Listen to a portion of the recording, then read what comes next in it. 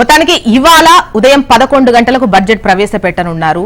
Budget అనేది దేశ ఆర్థిక పరిస్థితిని ప్రతిబింబిస్తుంది. అయితే ఇది వార్షిక బడ్జెట్ కాదు, మధ్యంతర బడ్జెట్. అయినప్పటికీ ఎన్నికలు సమీపిస్తున్నటువంటి క్రమంలో ఈ 3 నెలల కోసం ఖర్చుల కోసం చేసేటువంటి బడ్జెట్ అయినప్పటికీ, ఓట్ ఆన్ అకౌంట్ బడ్జెట్ అయినప్పటికీ ఇందులో ముఖ్యంగా ఎన్నికలను దృష్టిలో పెట్టుకొని జనాకర్షక నిర్ణయాలు ఉంటాయా అన్నటువంటి అంచనాలు అయితే వెలువడుతున్నాయి. దేశవ్యాప్తంగా కూడా ఈ బడ్జెట్ పై పెద్ద ఎత్తున ఆసక్తి నెలకొంది అని చెప్పొచ్చు. ప్రస్తుతం మనతో పాటు ఉన్నారు డాక్టర్ చరణ్ కౌశిక్ యాదవ్ గారు, కాంగ్రెస్ అధికార ప్రతినిధి. నమస్తే అండి, వెల్కమ్ టు ద డిబేట్. చెప్పండి, మీ అంచనాలు ఎలా ఉన్నాయి? ఈసారి ఎక్స్పెక్టేషన్స్, బడ్జెట్ ఎలా ఉండబోతుంది అనుకుంటున్నారు? అంటే ఎలక్షన్లు సమీపిస్తున్నాయి కాబట్టి ప్రధానంగా ఎలక్షన్లు దృష్టిలో పెట్టుకొని నరేంద్ర మోడీ గారి ప్రభుత్వం ఖచ్చితంగా ప్రజలకు ఓట్లు ఆకర్షించే దానిలో భాగంగా ఓట్ల కోసం ఏ బడ్జెట్ ప్రవేశపెడితే బాగుంటుందని చెప్పేసి ఆలోచన చేస్తున్నట్టుగా మేము భావిస్తాం. ఎందుకంటే ప్రధానంగా అధిక ధరలతో ప్రజలు ఇబ్బంది పడుతూ ఉన్నారు. గ్యాస్ కావచ్చు, డీజిల్ కావచ్చు, పెట్రోల్ రేట్లు తగ్గిస్తారని చెప్పి మేము భావిస్తూ ఉన్నాం. అదే కాకుండా రైతుల సంక్షేమం కోసం ఇప్పుడు మీరే ఓ 4-5 పాయింట్లు చెప్పారు. ఆ 4-5 పాయింట్ల విషయంలో ఖచ్చితంగా భారతీయ జనతా పార్టీ ఆలోచిస్తుందని చెప్పేసి వారే లీకులు ఇచ్చారు.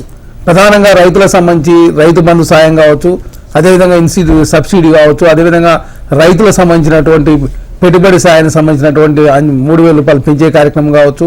అదేవిధంగా ప్రధానంగా ఈ దేశంలో ఓట్ల సందర్భంగా ఓట్లు వేయించుకోవాలంటే గతంలో ఏ వర్గాలు మనకు ఓట్లు వేయాలి, ఆ వర్గాలను ఆశించే దానిలో భాగంగా ఏం చేద్దామనే ఆలోచనలో భాగంగా భారతీయ జనతా పార్టీ గతంలోనే కసరత్తు చేసింది. ఈ సందర్భంగా కూడా అదే చేస్తారని చెప్పి భావిస్తా ఉన్నాం. ఖచ్చితంగా ఎన్నికలను దృష్టిలో పెట్టుకొని జనాకర్షక నిర్ణయాలు ఉంటాయనేది మీ ఎక్స్పెక్టేషన్? ఖచ్చితంగా జనాకర్షణ నిర్ణయాలు ఉంటాయి. ఎందుకంటే మీరు చూస్తా ఉన్నారు, నరేంద్ర మోడీ గారు మొన్నడో రామ మందిరం పేరు మీద రాజకీయం చేసిండు.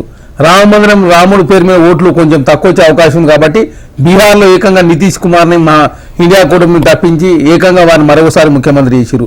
అదేవిధంగా చండీగఢ్లో ఆమ్ ఆద్మీ పార్టీ సంబంధించి, కాంగ్రెస్ పార్టీ సంబంధించి అత్యధికంగా కార్పొరేటర్లు అక్కడ ఉన్నా కూడా మేయర్ పదవి రాకుండా అక్కడ ఓట్లను 8 మందిని తప్పుగా చూపించే ప్రయత్నం అక్కడ చేశారు. అదేవిధంగా జార్ఖండ్లో ఏకంగా ముఖ్యమంత్రి గారి మీద ఈడీ పంపించి ఏకంగా ముఖ్యమంత్రి పదవిగా రాజీనామా చేయించారు. అంటే వారు 3వసారి అధికారం రావడం కోసం ఏదైనా చేయడానికి సిద్ధంగా ఉన్నారు. కాబట్టి అటు ఇటు రాజకీయంగా నిర్ణయాలు తీసుకుంటా ఉన్నారు, అటు ప్రజలను ఆకర్షించడానికి ఈ బడ్జెట్లు అట్లా నిర్ణయాలు తీసుకుంటారని చెప్పేసి నేను భావిస్తా ఉన్నాను. అంటే ఇప్పుడు మాకున్నటువంటి ఇదితో, బీజేపీకి ఉన్నటువంటి ఇదితో ఖచ్చితంగా మేము అంటే ఈ నిర్ణయాలు తీసుకోవాల్సినటువంటి అవసరం లేదు, ఖచ్చితంగా వచ్చేది మాదే, తర్వాత వార్షిక బడ్జెట్ లో మంచి ప్రకటనలు ఉంటాయి అన్నటువంటి కొన్ని అనౌన్స్మెంట్ చూసాం.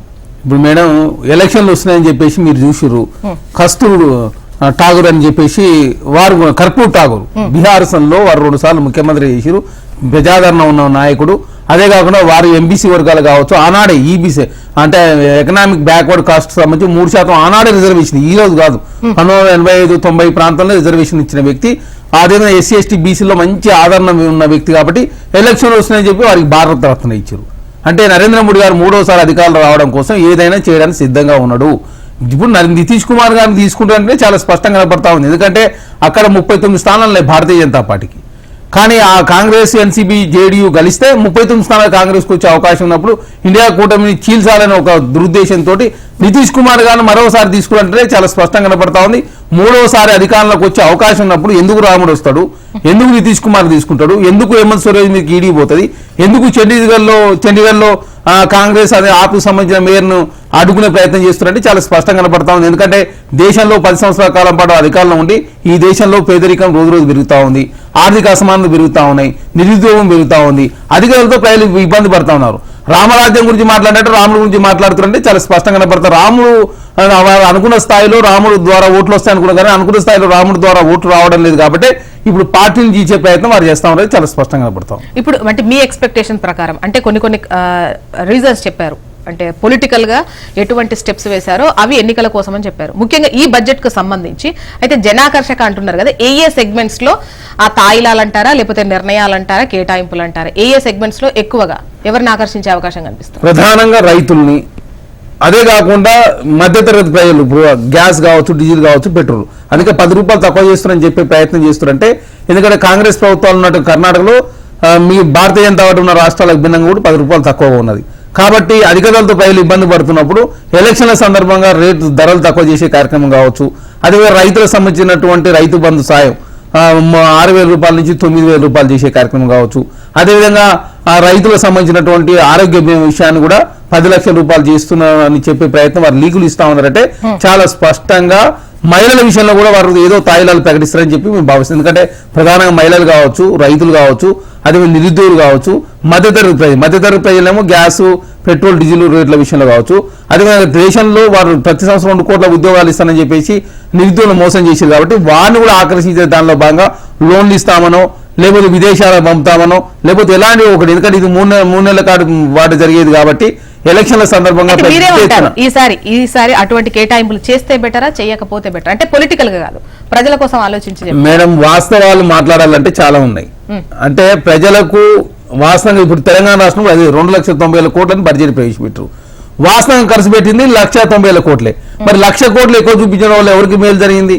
వాళ్ళు అనవసరంగా చూపించి ప్రజలు ఏంటంటే వాళ్ళు ఏంటంటే భవిష్యత్తు లేదు, జరిగిపోతాయని చెప్పేసి మసిబూసి మారడక చేసి దానిలో భాగంగా వాళ్ళు ఎక్కువ అంచనాలు ఎక్కువ చేసి చూపిస్తా ఉన్నారు, ఖర్చు పెట్టేది తక్కువ ఉన్నది. కాబట్టి మేము వాస్తవాల దగ్గరగా మీరు చూపిస్తే బాగుంటుందని చెప్పి మేము భావిస్తాం. అదే కాకుండా గతంలో కూడా బడ్జెట్లో చాలా విషయాలు ప్రవేశపెట్టారు, కానీ చాలా దాదాపు 30 నుంచి 40% వారు చెప్పినటువంటి పనులు కాలేదు. మరి దానికి కూడా సమాధానం చెప్పాల్సి వస్తుంది. కాబట్టి ఎలక్షన్లు ఉన్నాయి కాబట్టి ఇప్పుడు స్కీమ్స్ విషయంలో కూడా అటువంటి స్టంట్ చేసేటువంటి అవకాశాలు ఉంటాయి. ఇప్పుడు పిఎం కిసాన్ ఉంది, అది ఒకవేళ 9,000కు పెంచారే అని అనుకోండి. ఒకవేళ పెంచినటువంటి క్రమంలో దాన్ని ఇవ్వకుండా ఉండేటువంటి అవకాశం ఉంటుందా? మరోవైపు ఆదాయ పన్నుకు సంబంధించి కావచ్చు, ఉద్యోగస్తులకు సంబంధించినటువంటి ఈ స్టాండర్డ్ డిడక్షన్ కావచ్చు, ఇవన్నీ కూడా చెప్పి చేయకుండా ఉండే అవకాశాలు ఉంటాయా? మేడం, చాలా సందర్భాలు చెప్పారు వీళ్ళు. ఇప్పుడు మీరు చూడండి, ఉద్యోగాలకు సంబంధించి ప్రతి సంవత్సరం 2 కోట్ల ఉద్యోగాలు నింపుతారని చెప్పి 7 లక్షల ఉద్యోగాలు మాత్రం మేము నింపినామని చెప్పి వారే పార్లమెంట్ సాక్షి ఒప్పుకున్నారు. అంటే రైతుల ఆత్మహత్యలు అడ్డుకోవడానికి మేము ఏం చేస్తున్నాం అని చెప్పేసి గతంలో వాడు ఏదో ఫార్ములా ప్రకటించారు, ఇప్పుడు ఇంప్లిమెంట్ చేయలే. అదే కాకుండా గిరిబాటు ధర విషయంలో కూడా వారు నిర్ణయాలు తీసుకోలేదు. మధ్యతరగతి ప్రజల విషయంలో గతంలో చెప్పారు డీజిల్, పెట్రోల్, గ్యాస్ రేట్ తక్కువ చేస్తామని చెప్పారు, తక్కువ చేయలేదు. అదేవిధంగా ప్రధానంగా ఈ దేశంలో మహిళలకు సంబంధించినటువంటి వారిని సాధికారత కోసం మేము పెద్ద ఎత్తున ప్రయత్నం చేస్తున్నామని చెప్పి సాధికారత సాధ్యం కాలేదు. కాబట్టి దేశంలో చాలా అసమానత పెరుగుతా ఉన్నాయని చెప్పేసి RSS లో ఉన్నటువంటి నెంబర్ 2 స్థాయిలో ఉన్నటువంటి దత్తాత్రేయ గారు చాలా స్పష్టంగా చెప్పారు.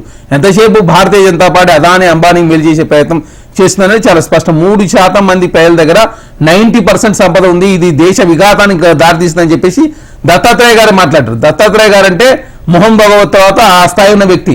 అదే వేరే వాళ్ళు మేము మాట్లాడంటే దేశద్రోహులని, అర్బన్ నక్సలైట్లని ముద్రేసే వాళ్ళు భారతీయ జనతా పార్టీ నాయకులు. అంటే భారతీయ జనతా పార్టీ ఓట్ల కోసం ఏదైనా చేస్తానని చాలా స్పష్టంగా కనపడతాం. అసలు నితీష్ కుమార్ గారిని తీసుకున్నట్టే చాలా స్పష్టంగా కనపడతాం. ఓటమి భయంతో అక్కడ 39 పార్లమెంట్ స్థానాలు పోయినట్లయితే ఖచ్చితంగా భారతీయ జనతా పార్టీ నష్టం జరుగుతుంది. అదేవిధంగా మహారాష్ట్రలో అక్కడ కూడా సేమ్ ఇదే కాంగ్రెస్, ఎన్సీపీ, శివసేన కలిసి ఉన్నట్లయితే మరి అలాంటప్పుడు మీరు ఎందుకు నిలుపుకోలేకపోయారు నితీష్ ను?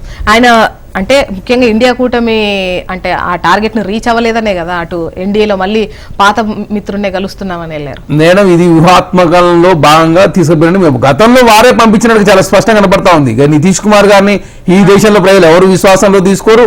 అదే కాదు, మీరు భారతీయ జనతా పార్టీతో పొత్తు పెట్టుకున్న ఏ పార్టీ కూడా ఈ దేశంలో మనుగడ కొనసాగిస్తలేదు, చాలా స్పష్టం. ఇండియా కూటమిలో ఉన్నట్టు నితీష్ కుమార్ గారిని అదే చేశారు. అదేవిధంగా మమతా బెనర్జీ గారిని అక్కడ భయపెట్టించి వారిని కూడా ఇండియా కూటమి నుంచి వెళ్లే ప్రయత్నం చేయడం జరిగింది. ఆమ్ ఆద్మీ పార్టీ మీద వారు ఇప్పటికీ ఇంకా ఈడీ, ఇన్కమ్ ట్యాక్స్, సిబిఐ జరుగుతూ ఉంది. అక్కడ నుండి మనీష్ సిసోడియా గారు ఇంకా జైలు నుంచి రాలేదు. ఇది అయిపోతా ఉంది. జార్ఖండ్ లో అక్కడ కుంపటి స్టార్ట్ చేశారు.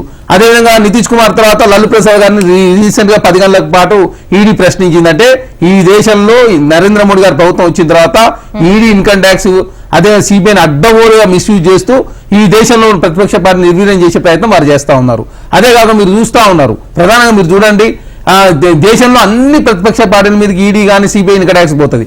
అసదుద్దీన్ ఓవైసీ గారి మీద పోదు, కేసీ గారి ఫ్యామిలీ మీద పోదు.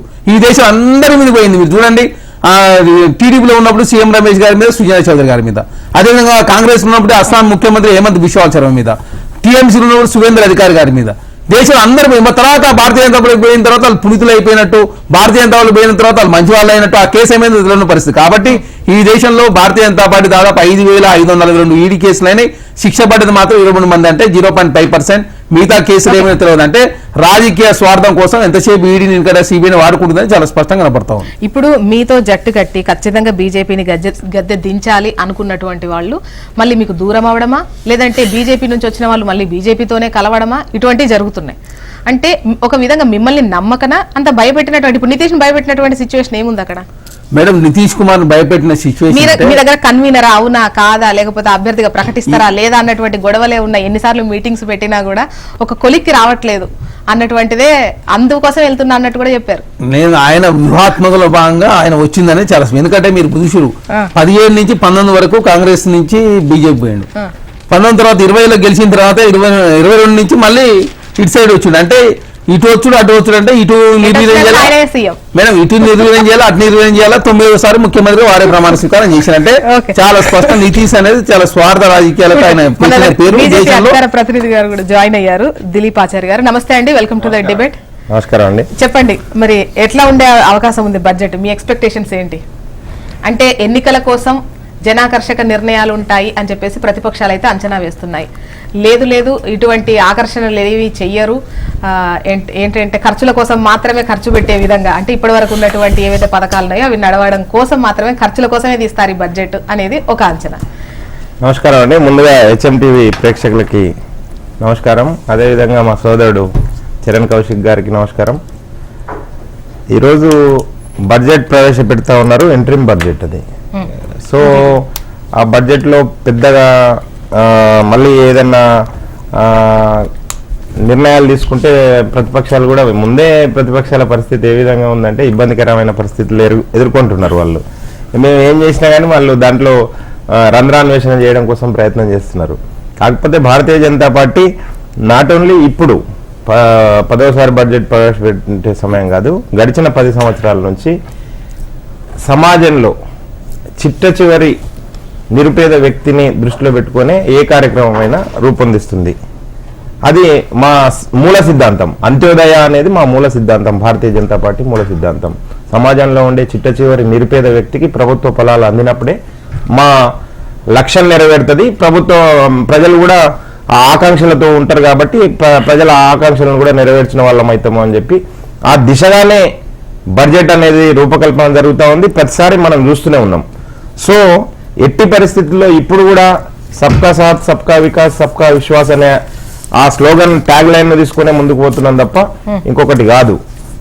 దాంతో పాటు వికసిత్ భారత్ లక్ష్యం రాబోయే రోజుల్లో మేము ఒక టార్గెట్ పెట్టుకున్నాం, భారతదేశాన్ని ప్రపంచంలో అగ్రగామి దేశంగా విశ్వగురువుగా చేయాలనే ఆలోచనతోటి ముందుకు పోతా ఉన్నాం. దాంట్లో భాగంగానే ఇప్పుడు బడ్జెట్ రూపకల్పన జరుగుతూ ఉంది. నిన్న జరిగిన రాష్ట్రపతి గారి ప్రసంగం కూడా చూసినాం మనం. అన్ని 2014కు పూర్వం భారతదేశము, 2014కు పూర్వము, 2014 తర్వాత ఈ డివైడ్ అనేది ఇప్పుడు భారతదేశం అనుభవిస్తూ ఉంది. 2014 పూర్వం ఏ విధంగా ఉన్నది, 2014 తర్వాత భారతదేశం ఏ విధంగా రూపాంతరం చెందింది, అభివృద్ధి చెందుతా ఉంది. రూపాంతరంలో ధరల పెరుగుదల కావచ్చు, సామాన్యులపై పెను భారం పడుతోంది అన్నటువంటి, అంటే ఆ కొన్ని ప్లస్లు కొన్ని విషయాల విధంగా బీజేపీ విమర్శలు ఎదుర్కొంటున్నటువంటి క్రమం సెంట్రల్. మేము దాని గురించి కూడా క్లియర్ గా చెప్తున్నాం అండి. 2 యుద్ధాలు ప్రపంచంలో, 2 యుద్ధాలు, ఒక పెద్ద మహమ్మారి కరోనా, ఇలాంటి వాటిని ట్యాకిల్ చేసినాం భారతదేశం. ప్రపంచం మొత్తం అల్లకల్లోలం అయింది, అతలాకుతలమైంది. కానీ భారతదేశము సగర్వంగా తలెత్తుకొని నిలబడ్డది ఈరోజు తన కాళ్ళపైన తను. కనుక కొన్ని ఒడిదుడుకులు లేవు అని చెప్పి మేము చెప్పట్లేదు, ఖచ్చితంగా ఒడిదుడుకులు ఉన్నాయి. కానీ దాన్ని అధిగమించే దిశలో భారతీయ జనతా పార్టీ ఆధ్వర్యంలోని నరేంద్ర మోడీ గారి ప్రధానమంత్రి అధ్యక్షతన ఈ దేశము త్వరితంగా కోలుకున్నది. ఏ ఛాలెంజ్ అయినా ఈరోజు ప్రతి ఛాలెంజ్ను స్వీకరించడానికి సిద్ధమైంది భారతదేశము. నాట్ ఓన్లీ ధరలు కానీ ఇంకే విషయం కానీ ప్రతి విషయంలో ఛాలెంజ్గానే తీసుకుంటున్నారు. ఆ విధంగానే ముందుకు పోతా ఉన్నాం కాబట్టి అధిగమిస్తున్నాం, ప్రతి ఛాలెంజ్ అధిగమిస్తున్నాం, ప్రతి సవాళ్ళు స్వీకరిస్తున్నాం. ఎన్నికల్ని దృష్టిలో పెట్టుకొని వచ్చే బడ్జెట్ కాదని అంటారు. మేబీ కాదండి, రాజకీయ పార్టీకి ప్రాతినిధ్యం వహిస్తున్న ప్రభుత్వం ఇది. కనుక నేను అట్లా చెప్తా చెప్పలేము.